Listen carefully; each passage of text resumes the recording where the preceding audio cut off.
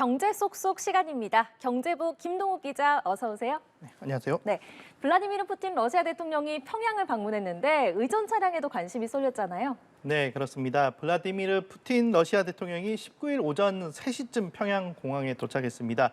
김정은 북한 국무위원장은 마중을 나갔는데요.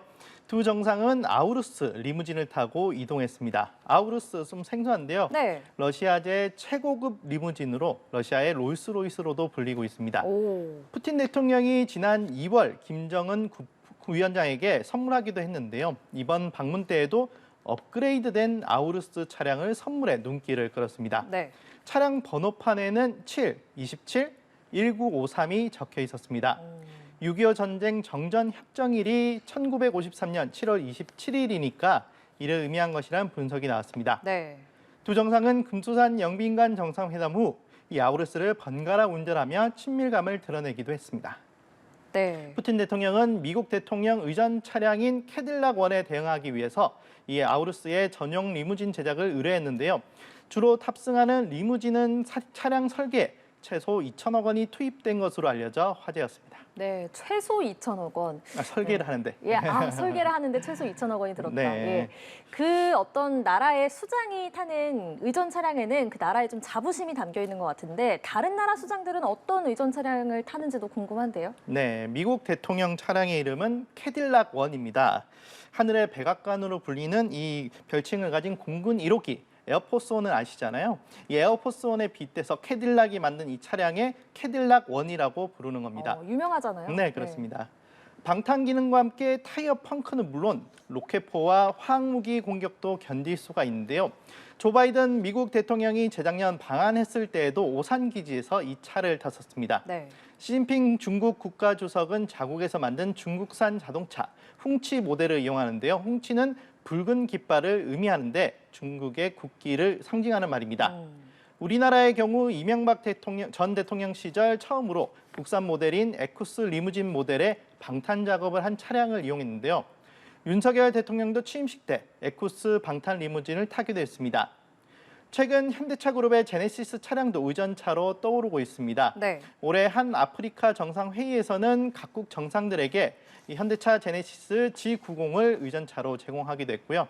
지난해 윤석열 대통령의 아랍에미리트 국빈 방문 때에는 아랍에미리트가 제네시스 G90을 한국 정부 의전 차량으로 제공해 화제가 되기도 했습니다. 네, 자 주제를 돌려보겠습니다. 제4이동통신사 스테이지X라는 회사가 선정이 되나 싶었는데 이번에도 무산될 가능성이 크다고요? 네, 그렇습니다. 7.8기 끝에 이번에는 제4이동통신이 탄생하나 했는데 또 자초될 것으로 보입니다.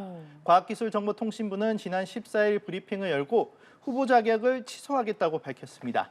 주파수 경매 후 스테이지X로부터 제출받은 필요 서류 등을 검토해본 결과 자본금 납입, 주주 구성 등이 당초 계획과 달라졌다는 겁니다. 스테이지X 측의 의견을 듣고 최종 결정을 내리는 청문 절차를 오는 25일 또는 27일쯤 시작하게 될 것으로 보이는데요. 과기정통부는 스테이지X가 주장하는 자본금 조성 계획을 신뢰할 수 없다는 입장입니다. 반면 스테이지X는 정부의 취소 결정이 부당하다고 반발하고 있는데요. 그런 내용을 청문회에서 적극 피력하는 등 대응에 나서겠다는 입장입니다. 네. 최종 결정은 행정 절차에 걸리는 시일 등을 고려해 다음 달 중이 될 것으로 보이는데요. 최종 취소 결정이 내려질지 여부에 관심이 쏠립니다. 네, 그러니까 아직 최종 취소가 된 건 아니군요. 네. 예. 근데 요즘에 3사 이동통신사 말고 알뜰폰 쓰시는 분들 많잖아요. 알뜰폰은 회사가 정말 많더라고요. 네, 그렇습니다. 알뜰폰이 이제 그런 역할을 해야 되는데 이 매기 역할을 할 제사 이동통신은 이렇게 자초될 분위기지만 네. 알뜰폰 업계에는 또 매기가 투입이 됩니다. 우리은행이 LG U+ 망을 활용해 알뜰폰 사업에 진출하기로 한 건데요. 은행권에선 국민은행에 이어 두 번째 알뜰폰 사업 진출 사례입니다. 금융위원회가 지난 4월 알뜰폰 서비스를 은행 부수 업무로 인정하면서 관련 규제가 풀렸기 때문인데요. 특히 국민은행 리브엠의 경우 시장 조사 기관 컨슈머 인사이트가 실시한 알뜰폰 소비자 평균 만족도에서 1위를 차지하는 등 긍정적 평가를 받고 있습니다. 네. 가격 경쟁력을 바탕으로 이통 3사보다도 높은 점수를 받았는데요. 이처럼 막대한 자본력을 가진 금융권이 진입하면서 기존 알뜰폰 시장은 경쟁이 더 치열해지고 있습니다. 현재 정부의 가계통신비 완화 정책에 따라서 이통 3사도 2만 원에서 3만 원대 5G 요금제를 내놓고 있는 상황인데요. 고객들 입장에서는 당장 저렴한 요금제가 늘어나면 이 선택권이 늘어나게 됩니다. 네. 하지만 기존 알뜰폰 업계는 공정 경쟁을 한다면서 금융권 등을 개입시키는 것은 알뜰폰 시장을 왜곡시키는 일이라고 토로하고 있습니다. 예, 알겠습니다. 자, 다음 소식도 살펴보겠습니다. 노도강 집값 꿈틀. 노도강 집값이 좀 오르는 겁니까? 네, 그렇습니다. 꽁꽁 얼어붙은 노도강 위로 연끌족이 돌아오고 있습니다. 마용성과 노도강, 서울 부동산 얘기할 때 자주 나오는 말인데요. 노도강은 강 이름이 아닙니다. 노원과 도봉, 강북구를 의미하는 말로 강남 3구와 극적인 대비를 위해서 서울에서 상대적으로 집값이 낮은 지역을 묶어놓은 겁니다. 마포, 용산, 성동구를 합쳐서 줄여놓은 말이 마용성이고요. 서울 부동산 시장이 반등하면 강남 3구가 먼저 오르고 마용성이 오른 뒤에 마지막으로 노도강이 따라오르는 모습을 보이곤 하는데요. 네.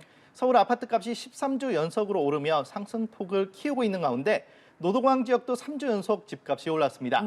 최근 집값이 오르자 또다시 벼락거지가 되진 않을까 우려해 연끌족들이 돌아오고 있는 것으로 분석되고 있습니다. 현재 시장에서는 하반기 부동산 시장이 상승할 거란 전망에 무게가 실리고 있는 상황입니다. 오, 하반기 상승을 전망하는 그 이유가 궁금한데요. 네, 그렇습니다. 하반기 반등을 예상하는 이유는 많이 있는데 그 세 가지로 요약할 수 있습니다. 우선 첫 번째는 공급 부족입니다. 2021년 8월부터 금리가 오르기 시작하면서 인허가와 착공이 감소한 영향이 이제서야 나타나고 있기 때문인데요. 이와 함께 최근 공사비와 인건비 상승에 따른 분양가 급등도 집값에 영향을 미치고 있습니다. 두 번째는 금리 인하 가능성입니다. 네. 몇 년째 장기간 고금리가 이어졌는데 이제 서서히 금리가 내려가면 대출 여력이 커지는 만큼 연끌 쪽이 내 집 마련에 나설 수 있다는 겁니다. 세 번째는 오는 7월 임대차 입법이 시행 4년을 맞게 됩니다. 그러면서 전세 가격이 크게 뛸 수 있다는 겁니다. 계약갱신 청구권은 전월세 계약을 2+2년으로 연장해 최대 4년 거주를 보장하는데요. 이에 따라 4년 동안 전세 가격이 크게 오르지 못한 만큼 집주인들이 이번 기회에 올릴 수가 있습니다. 전세 가격이 오르면 결국 매매 가격을 끌어올리기 때문에 가격이 이제 집값이 오르게 되는데요. 네. 이런 부작용을 없애야 한다며 정부와 여당에서는 임대차 입법 폐지를 주장하고 있습니다. 결국 집값 급등을 막기 위해서는 이러한 제도 개선과 함께 공급 부족도 해소해야 한다는 지적이 나옵니다. 네. 자, 다음 주제 보겠습니다. 우리나라 사망 원인 1위 바로 암이죠. 그런데 수술 없이도 효과가 좋고 또 부작용은 적은 치료 방법이 작년부터 도입이 됐다고요? 네, 그렇습니다. 꿈의 암 치료라 불리기도 하는데요. 이 중입자 치료는 현재 국내에선 연세 암병원에서만 치료가 가능합니다. 지난해 4월 전립선 암을 시작으로 지난 5월에는 췌장암과 간암을 치료 대상으로 확대를 했는데요. 네. 다음 주부터는 폐암 치료도 가능해집니다. 중립자 암 치료는 수술 없이도 효과가 크고 부작용은 적어 꿈의 암 치료라 불리는데요.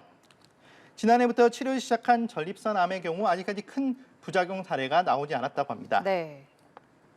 올해 들어서는 고정형 치료기뿐만 아니라 회전형 치료기가 가동되면서 난치암으로 불리는 췌장암과 간암 환자들에 대한 치료가 시작이 됐는데요. 중입자 치료는 생존율을 높이는 효과도 크지만 치료 시 통증이 없는 데다 전체 치료도 12회 이내로 한 달이 안 돼 환자들의 만족도가 굉장히 높다고 합니다. 네, 고통도 없고 또 치료 기간도 짧고 그런데 효과는 좋고 어떻게 이런 꿈의 치료가 가능한 건지 궁금한데요. 네, 우선 장비부터 매우 거대합니다. 테니스장 2개 크기의 첨단 장비인 중입자 가속기가 있고요. 여기서 만들어진 중입자가 환자가 있는 치료기로 전달됩니다. 무거운 탄소 입자가 정상 장기는 그냥 통과하고요. 정밀한 타격으로 암세포만 골라서 파괴를 하게 됩니다. 네. 그런 만큼 한치의 오차도 있어서는 안 되는데요. 제가 지난달 간암 환자 치료 때 현장을 한번 가봤습니다. 아, 보셨습니까? 네. 근데 환자가 숨을 쉬는데 이 숨 때문에 장기가 움직이잖아요. 네. 그래서 일정하게 쉬어야만 치료가 가능하기 때문에 그런 걸 잘 봐야 되는데 긴장을 하셨는지 그게 잘 안 돼서 살짝 지체되기도 했습니다. 그러더라도 중입자를 쐬는 시간이 2분 정도면 되기 때문에 전체 치료 시간이 길지는 않았습니다. 치료가 끝나고 간암 환자에게 물어보니 CT 찍을 때보다도 편했다고 합니다. 물론 치료가 만능은 아닙니다. 혈액암과 전이암은 치료가 어렵고요. 치료 가능 직경이 20cm에 불과해서 일단 항암 치료를 먼저 받아서 크기를 줄일 필요가 있습니다. 또 한 가지 비용이 문제인데요.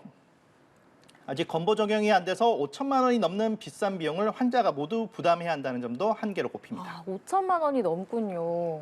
좀 비싼 비용인데 좀 이게 아무쪼록 좋은 치료라고 하니까 많이 보편화가 돼서 가격도 좀 내려갔으면 좋겠습니다. 자, 이제 여름 휴가철이 다가오는데 휴가 계획 있으십니까? 네, 계획을 열심히 짜야죠, 이제. 네, 해외로 가실 생각 있으신가요? 해외까지 네. 힘들 것 같은데 네, 여건이 집에서 잘 자고 네. 있습니다. 그렇군요. 만약에 해외로 휴가 계획 세우시는 분들은 여권 유효 기간을 잘 살펴야 되잖아요. 네. 네, 그렇습니다. 방금 전에 여권 얘기를 계속 했는데 이 여권 유효 기간을 잘 살펴야 합니다. 그러지 않다가는 낭패를 당할 수도 있는데요. 미리미리 확인을 하셔야겠습니다. 여권 재발급을 받으려면 그동안 구청에 가거나 해서 귀찮았잖아요. 그런데 이제 네. 은행 앱을 통해서도 신청할 수 있다고 합니다. 오. 외교부의 디지털 서비스 개방에 따른 건데요. 전자여권을 한 번이라도 발급받은 적이 있는 18세 이상 국민은 KB국민은행 앱을 통해서 여권 재발급을 신청할 수 있습니다. 이후 원하는 시, 군, 구청 여권 민원실에서 수령하면 되는데요. 국민은행 앱 여권 재발급 신청 서비스는 해당 은행의 계좌가 없어도 이용할 수 있습니다. 오. 여권 발급 수수료 외에 추가적인 부가 수수료도 붙지 않습니다. 네, 여권 유효 기간 지나신 분들은 국민은행 기억하시면 좋을 것 같습니다. 자, 여권이 준비되면 그 다음에는 환전을 또 해야 되는데 이 환전도 좀 귀찮잖아요. 근데 환전이 이제 무료로 가능하다고요? 네, 그렇습니다. 기존에는 환율 우대 어디 받을지 이게 참 중요한 거였잖아요. 네. 많이 받기 위해서 서울역 환전센터 등을 찾기도 했었는데 이제는 이 무료 환전이 대세가 되고 있는 모습입니다. 먼저 하나금융이 재작년 트래블로그 서비스를 선보였는데요. 41종 통화, 환율 우대 등 서비스를 제공하면서 최근 가입자 수가 500만 명을 돌파했습니다. 여행객들 사이에서 해외여행 필수 아이템으로 입소문이 났기 때문인데요. 네.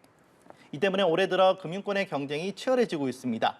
올해 1월 토스뱅크가 무료 환전 서비스를 도입했고 신한은행은 솔 트래블 체크카드, KB금융은 트래블러스 체크카드를 잇따라 출시했습니다.